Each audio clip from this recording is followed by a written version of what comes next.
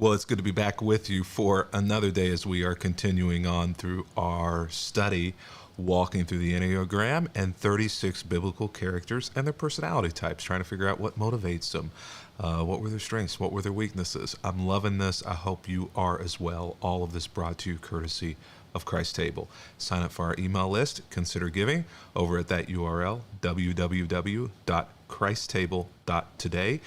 And if you'd like to find out more about this Bible study, you can download the entire 36-day study schedule for the study on PDF right at that website right there, go.christtable.today/BU. You can also download a free Enneagram personality test, as well as a link to the book that we are using as the foundation for the Enneagram in this study, Ian Crone's The Road Back to You. Now, tonight, actually, we're going to be discussing Chapter 5 of this, so why don't you hop online and join us? We're going to talk about the Type 1, perfectionist personality type. We're going to talk about the Bible characters that correspond to it. We're going to talk about our own strengths and weaknesses as it relates to this. 8 p.m. Eastern Time. All you have to do is log on at go.christtable.today/discuss, and we'll be there waiting for you to join in on the book club for a 45-minute conversation about this Type 1 personality, of which today we are discussing the rich young ruler. So let's dig in. When we come to these biblical characters, what we find is that many times they have strengths and they have weaknesses, and sometimes the Bible characters are living in their strengths and operating out of their strengths, and sometimes they're living in and operating out of their weaknesses. Now, we shouldn't be too hard on them, right? Because we do the same thing. Sometimes depending on the season in our life and sometimes depending on the day, we can either be living in a strength or living in our weakness, living in a place of health, living in a place of unhealth, living in a place of stress, or living in a place of lack thereof. When we come to the Type 1 personality, though, there are a few key things that can define whether or not somebody is living in health or whether or not somebody is living in unhealth.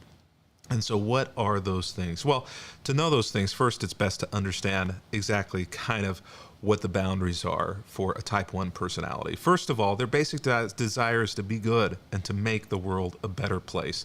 There is a very clear sense of what is right and what is wrong and what is in bounds and what is out of bounds. The difficulty oftentimes for that perfectionist personality is that they can have an inordinate amount of worry and fear about being wrong, and if they sense that they're wrong, oftentimes the perfectionist personality can sense that they're broken, that they are defective, that they're unlovable.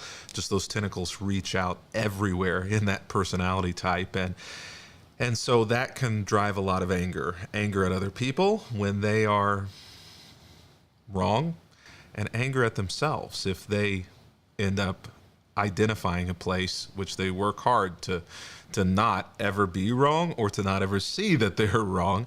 But if they identify that they have been wrong, it can drive a whole lot of internal anger. So how do you know if you're a 1? Well, if other people are calling you a perfectionist, then you may well be a Type 1 personality here. But also some words that define that personality type in general are people who are principled, tend to be very self-controlled, also tend to be extremely organized, reliable, if anyone's ever calling you driven or a rule follower, if you're able to be objective in situations where most people think of things subjectively, you might be a 1. Sometimes if you're resentful as well, fair, and even conscientious. All of these things are words that oftentimes are used to describe a 1, a perfectionist, or a reformer personality. So today we're going to be talking about the rich young ruler and that young man's interaction with Jesus. And it is a doozy of an interaction whenever he approaches Jesus with a question. Good teacher, what do I need to do to inherit eternal life?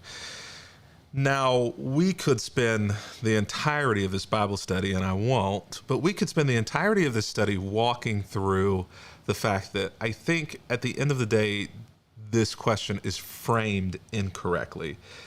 The rich young ruler is seeing all of life as being one big test as to whether or not someone's going to inherit eternal life or not inherit eternal life.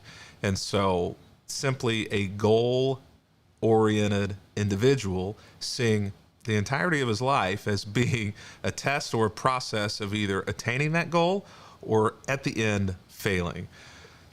I think the question in and of itself is really a broken question. But let's kind of take it at face value, because Jesus does as well. Good teacher, what should I do to inherit eternal life? Well, Jesus says, why do you call me good? Only God is truly good.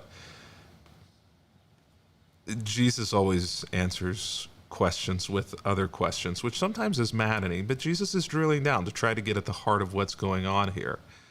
But to answer your question, how do you inherit eternal life? Jesus says, you know what the commandments are, and Jesus gives a few of them here.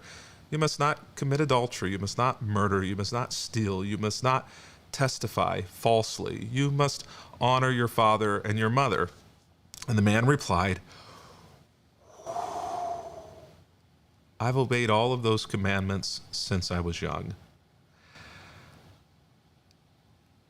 In this moment, we sense relief in him. Now Jesus is about to take that relief away, but we sense relief in him because Jesus has given him the answer in the moment that he wants.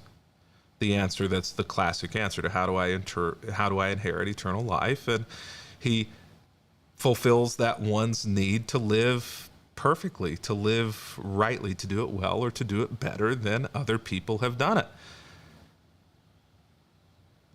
This kid was terrified of making a mistake. This kid